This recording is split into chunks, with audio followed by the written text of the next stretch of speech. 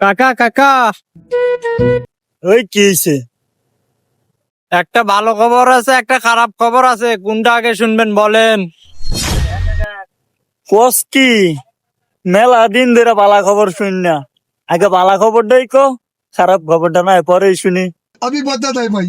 ভালা খবর তো হচ্ছে কাকিরে তো সাপে কামড়াইছে। কস কি? তাইলে যা পোলাবাইন করে গিয়ে পার্টি দে, আর আমার কাছে এটিএম কার্ডটা আছে, এটিএম কার্ডটা লিয়ে যা। যা যা।